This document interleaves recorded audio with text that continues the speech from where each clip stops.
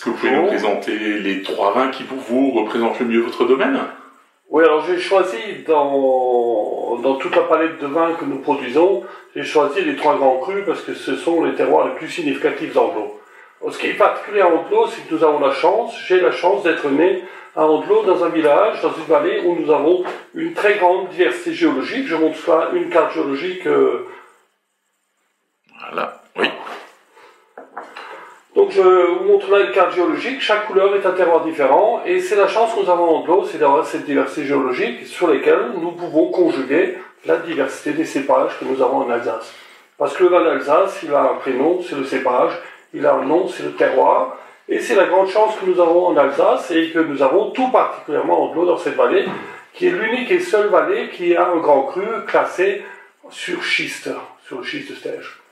Et c'est notre avantage, alors bien entendu, c'est la seule chose, c'est la seule tradition que j'ai héritée de mes ancêtres, parce que tout simplement la technologie, le climat, tout a changé, et qu'aujourd'hui je ne vinifie plus comme j'ai vinifié dans les premières années de mon installation. Mais la seule chose qui reste, c'est ces terroirs, parce que depuis l'origine même de l'homme, on savait où on faisait les meilleurs produits. C'est toujours plein sud, protégé des vents, avec une belle pente où les eaux s'écoulent.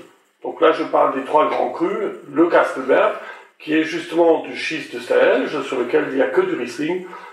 J'ai choisi le 2e grand cru, qui est le Wildesberg en Pinot Gris. C'est une originalité d'avoir du Pinot Gris sur ce terroir. Et le Mönchberg, le 3e grand cru, sur lequel nous avons du Gewürztraminer. Alors pour moi, la grande chance que nous avons en Alsace, nous sommes sur un climat continental. Nous avons des raisins avec une pellicule qui est fort épaisse, avec un très très grand potentiel aromatique. Et c'est justement, je pense, le devoir du vigneron de conserver tout ce que la nature lui a donné, donc cette identité cépage que nous avons dans la pellicule, et cette identité terroir, de la conserver jusqu'en dans le verre du consommateur, pour que le consommateur puisse en profiter pleinement. Alors je vais commencer avec le premier, donc le Kastelberg. Alors je vais vous montrer tout simplement la pierre, parce que le vin a toujours la même structure que la pierre. Le schiste, c'est une pierre tranchante, elle est très fine, c'est une pierre, alors quand on la regarde, on pourrait penser que c'est une pierre austère, mais non, le schiste, c'est de l'argile qui a été cristallisée par un volcan, et c'est pour cette raison que les vins de schiste sont des vins qui ont une belle structure, une race, une persistance, mais quand même une puissance et de la matière. Alors là, bien entendu, le Kastelberg, c'est le 2e plus petit grand cru d'Alsace. Il a à peine 6 hectares, un petit peu plus de 6 hectares, et nous sommes à 6 propriétaires à être exploitants sur ce terroir de grand cru qui est tout à fait unique. Alors ce qu'il y a aussi de particulier sur le Kastelberg, c'est qu'à Andlau, nous avons une très grande proportion de vignerons certifiés en bio. Nous sommes, nous, certifiés depuis 2007. Je pratique la biodynamie, mais je ne suis pas certifié. Alors, bien entendu, sur le Kastelberg, la moitié des producteurs sont certifiés en bio, ce qui nous fait déjà 50% de la surface qui est respectueuse de l'environnement. Donc, Kastelberg 2017. Donc, j'ai choisi ce millésime parce que c'est pour moi, un très grand millésime où on retrouve vraiment cette race du terroir et cette identité du cépage. Au nez, on a vraiment ces arômes très fruités, typiques du Riesling, la pureté.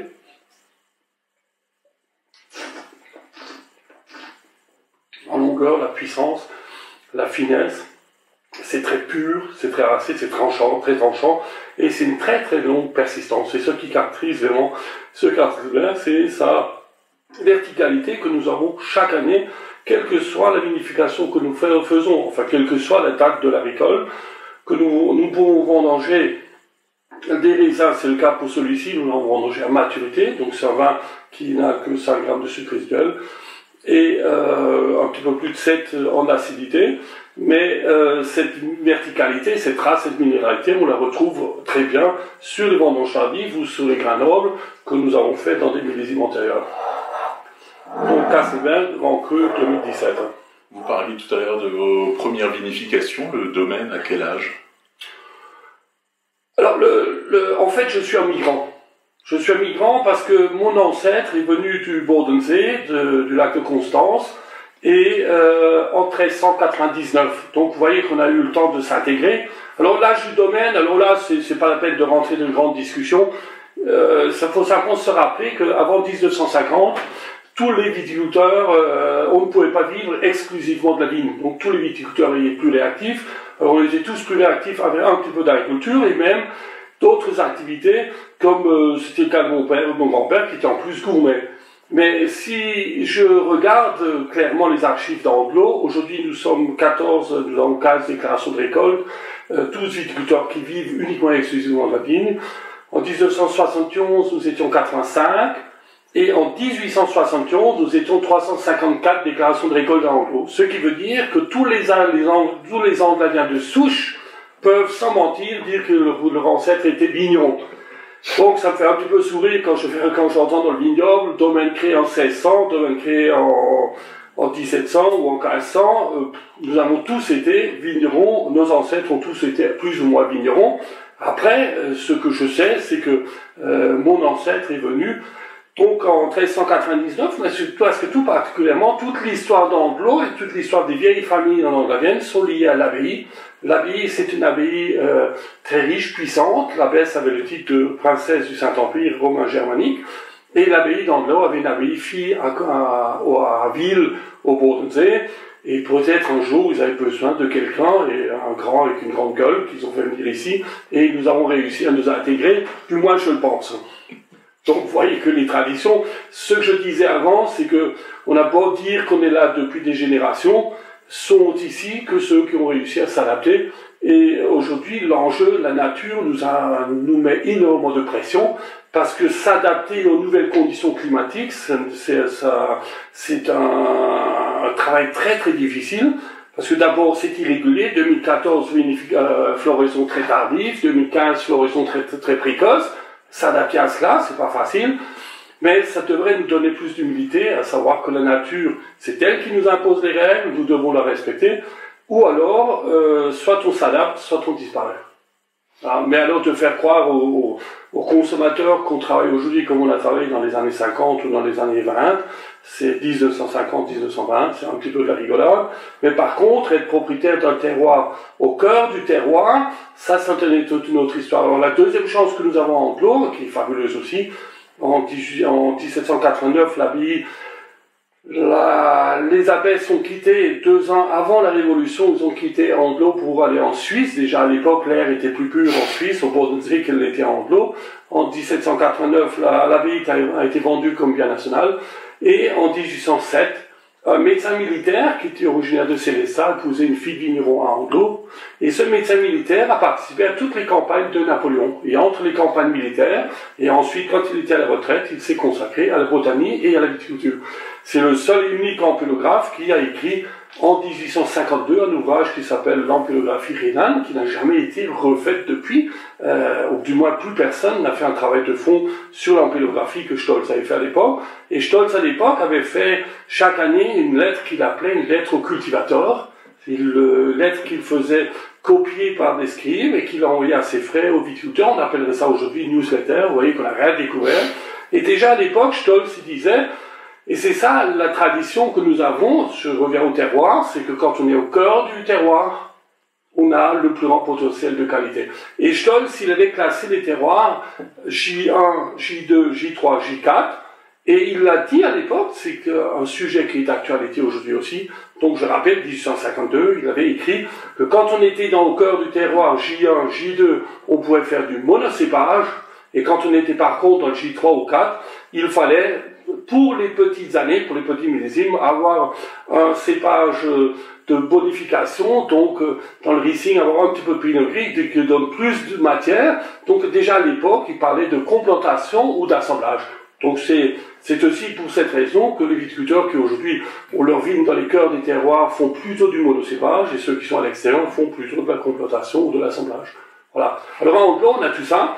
On a cette lettre, tout ce travail de Stolz, et on va essayer dans les prochaines années, la confrérie d'Anglo, des hospitaliers d'Anglo, on va essayer de faire un événement autour de Stolz, Mais dans un premier temps, déjà, de travailler sur toutes ces archives et de voir ce qu'il y avait à l'époque. Une des grandes constatations qu'on peut faire, c'est que entre 1807 et 1877 date de sa mort, parce que son fils a continué le travail qu'il avait fait. On a connu des périodes chaudes, des périodes de 15 années qui étaient chaudes, et ensuite des périodes de 12 à 15 années qui étaient froides, et que les problèmes que nous avons actuellement, ils les avaient déjà connus à l'époque, mais les problèmes n'étaient pas aussi extrêmes qu'ils le sont actuellement. Voilà. Alors je vous propose de passer sur le deuxième bain. Le deuxième bain, c'est le Wiebelsberg. Alors Wiebelsberg Pinot Gris. Sur le Wiebelsberg, alors là c'est du calcaire. C'est du calcaire, c'est du grès rose des Vosges. Et l'avantage du grès rose des Vosges, c'est une pierre, c'est une compression de sable. Donc le vin a cette structure très fine, très délicate. Et bien entendu, comme les racines sont profondes, comme nous sommes en biodynamie, nous essayons de pousser nos racines à plonger le plus profondément possible. Et là aussi, nous avons une très belle verticalité sur ce vin. Tout est fin, délicat et tout en dentelle. Alors l'avantage du Wiebelsberg, c'est un petit peu plus de 10 hectares. Et là aussi, nous sommes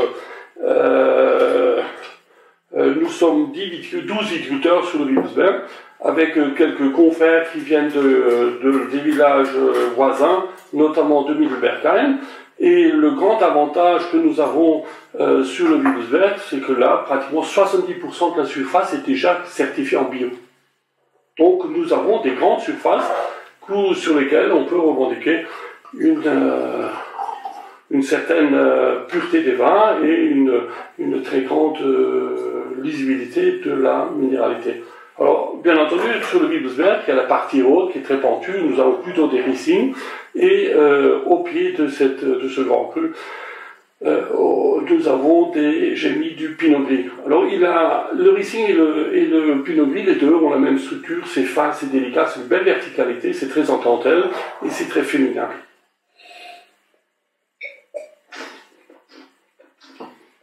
Alors il y a un moment, là j'ai 10 grammes de sucre, un moment on a un petit peu de sucrosité, mais comme c'est très long, très persistant, la sucrosité s'efface face à la minéralité, mais ça reste un vin qui est demi-sec.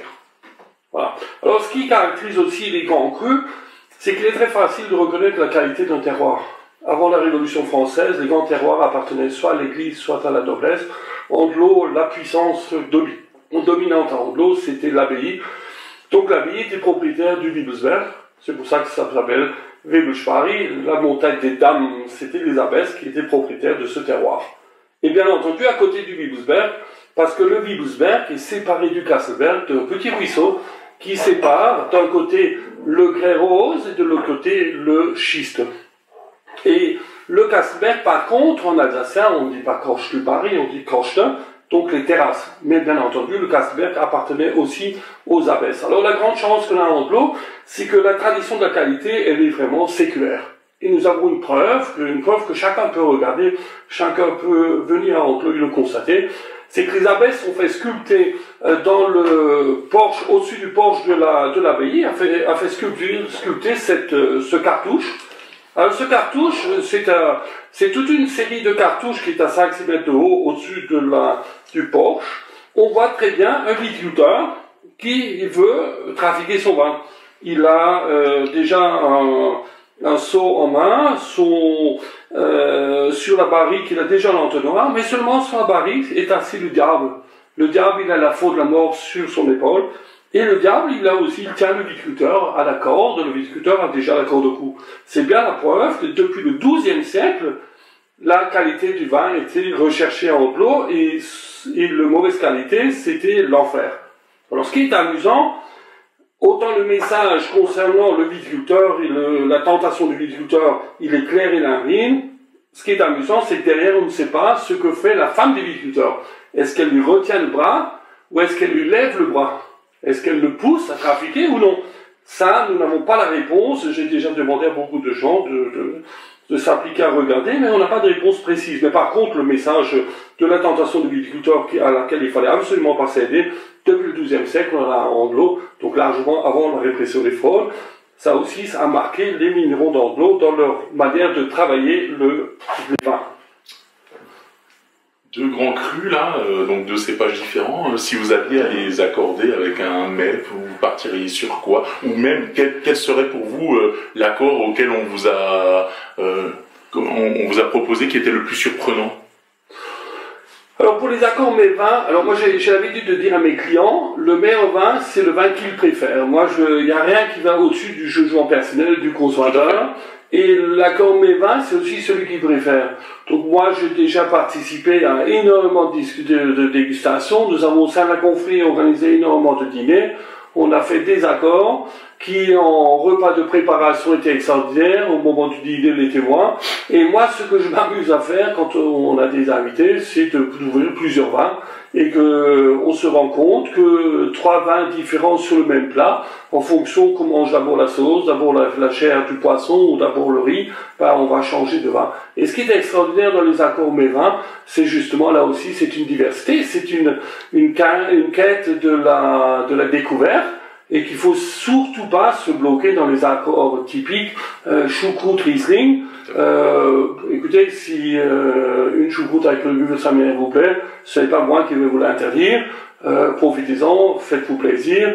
De toute façon, appréciez le vin d'Alsace, parce que tout simplement, dans 3 mois, on va recommencer les vendanges, donc il faut du monde qui déguste et qui plaise. Il faut surtout pas empêcher les gens de consommer. Alors c'est clair que un Wilsberg, parce qu'il a une finesse et parce qu'il a vraiment cette persistance, on va le mettre sur des sauces qui sont plutôt des sauces au clair, surtout pas des sauces au beurre, parce que le beurre va demander des vins plus gras, plus puissants, plus horizontaux, alors que là c'est plutôt une verticalité. Le Kastelberg, une truite au bleu, mais le Kastelberg est très beau aussi sur des volailles, pas le 2017, mais un Kastelberg 2001 vendange tardive avec un chapeau aux truffes, c'est fabuleux, ça s'apprécie extraordinairement bien. Et pour vous, sur les 3 vins que vous allez nous présenter, quel a été pour vous le plus beau, le meilleur souvenir que vous ayez par rapport à un accord qu'on vous a fait découvrir?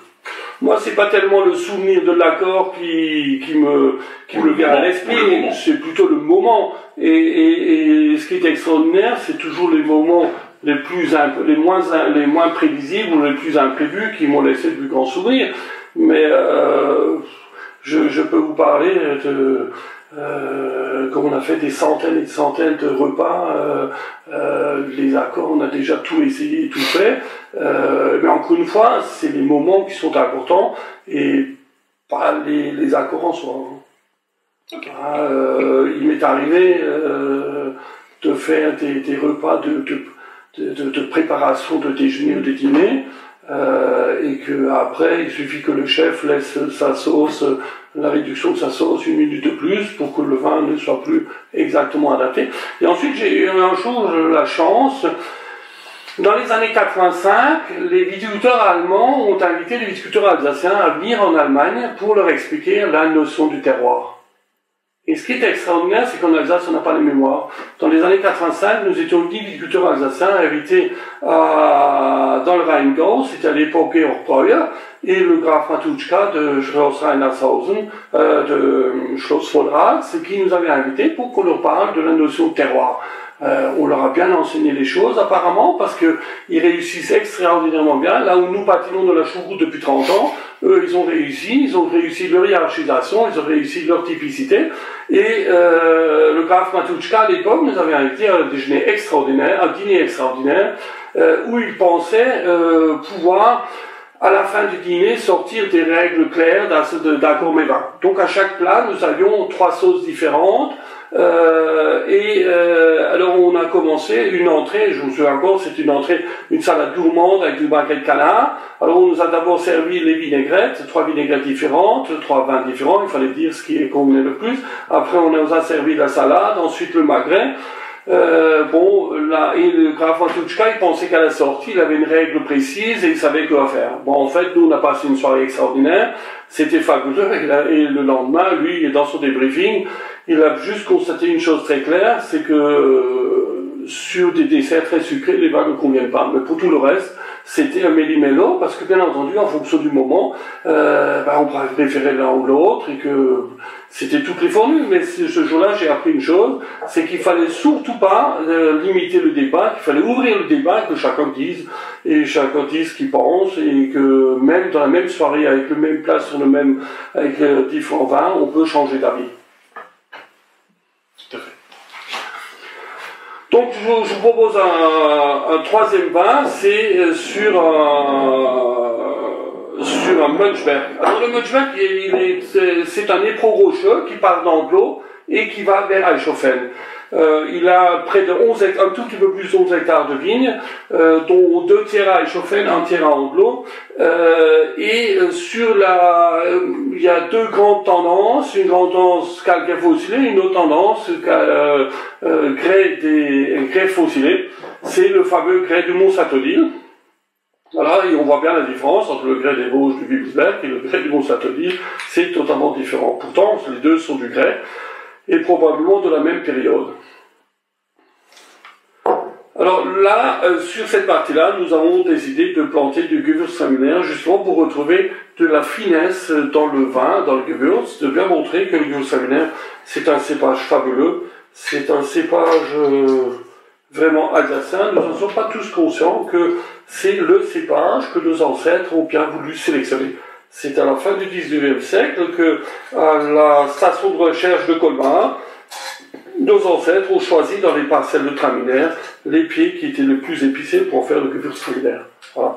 Et bien entendu, le Gewürztraminer, il a aussi une très grande capacité à exprimer le terroir. J'ai un terroir de Gewürztraminer d'argile, donc j'ai des vins très lourds, très puissants, très charnus. Et ça, par contre, sur ce Munchberg, on a de la finesse et une belle vivacité. Et c'est un vin qui est très plaisant, parce qu'on découvre une autre facette que le Gewürztraminer peut avoir. Alors, bien entendu, au nez, c'est ce côté épicé du Gewürztraminer qui ne trahit jamais, et que nous sommes je dis pas les seuls, mais on est la grande majorité des grands muscats, des grands Gewürztraminer épicés sont produits en Alsace. Et quand je vois nos confrères des autres pays, des autres régions, les efforts qu'ils font pour pour produire des Gewürztraminer qui ont une telle expression d'épices, nous l'avons tout naturellement, tout facilement en Alsace, et on devrait en être fiers. Et bien entendu, ce Gewürztraminer, après ce nez très expressif, j'ai là en bouche c'est un vin qui est riche, qui est gras, mais qui garde cette finesse, cette minéralité liée au grès, et surtout cette verticalité. Alors bien entendu, c'est un vin, justement parce qu'il y a cette verticalité, qu'on peut prendre avec des salades gourmandes. On peut le prendre salade gourmande, salade avec du magritte à fumée, salade avec du roquefort, salade avec du foie gras. On peut aussi le prendre sur du Munster, hein. Autre spécialité alsacienne, ce Munster. Moi personnellement, j'aime bien les Munster qui sont à l'extérieur bien jaunes, à l'intérieur encore blancs et onctueux. C'est des mariages avec le Gewürztraminer qui sont fabuleux parce qu'ils ne sont pas trop puissants, donc avec ce style de Munster. Mais bien entendu, ceux qui préfèrent des Munster plus faibles, ils peuvent prendre le Gewürz d'un terrain d'argile, il n'y a aucun problème. Chacun trouvera son plaisir en Alsace, nous avons tout, sauf quelque chose qui est très rare, c'est que nous ne sommes pas assez fiers de ce que nous faisons. C'est pas faux. Voilà. Alors, ce qui est amusant pour le Gewürztraminer, à l'époque, quand j'étais président du CIVA, j'étais invité un jour à un symposium du Pinot Blanc à Trabin, dans le Sud-Tyrol. Alors, ce qu'il faut quand même noter, c'est que Trabin, là, ils organisent le symposium du Pinot Blanc. Ils organisent pas le symposium du Gewürztraminer, du Pinot Blanc. Alors, quand je suis arrivé, il y avait un panneau de signalisation, Heimatsdorf vom Gewürztraminer. Alors, j'ai quand même dit au maire qui était président de la cave coopérative et qui m'avait invité, qui nous avait invité, je lui ai dit, écoutez, le Gewürztraminer est né en Alsace, donc vous pouvez mettre que c'est peut-être le village natal du Traminer, mais certainement pas du Gewürztraminer parce qu'il est d'Alsace. Hein. Et bien sûr, il a bien souri, c'est pas grave, et je ne l'en veux pas. Et quelques mois après, j'ai regardé Arte. Sur Arte, ils ont présenté une grande discussion des archéologues qui parlaient d'une pyramide. Et dans cette pyramide, ils ont trouvé des pépins de raisin. Et ce qui est amusant, c'est que l'ADN de ce pépin de raisin, c'est l'ancêtre du Gewürztraminer. Donc le Gewürztraminer, le Traminer, il vient d'Égypte. Donc je me suis amusé à envoyer un mail à mon collègue donc de Tramine en lui disant bon maintenant il pouvait définitivement enlever son panneau parce que si le Gewürz il vient d'Égypte, il a pas plus beaucoup de traits de paternité à revendiquer à Tramine. Mais ce qui est amusant, c'est que le Gewürz, si le Gewürztraminer vient effectivement d'Égypte, il n'est pas venu seul. Parce que d'Égypte, il y a aussi le foie gras. Les vieux Égyptiens s'étaient rendus compte, avaient observé que les oiseaux migrateurs, avant de traverser le désert, avaient des foies qui étaient très gros, très gras, et qu'en sortant du désert, ils avaient le foie normal. Donc ils ont compris que l'oie se gavait, et ils ont commencé à gaver les filles, avec des filles, et c'est la communauté juive ashkénazie qui est venue à travers l'Europe et qui a ramené cette tradition à Strasbourg, cette tradition du foie gras.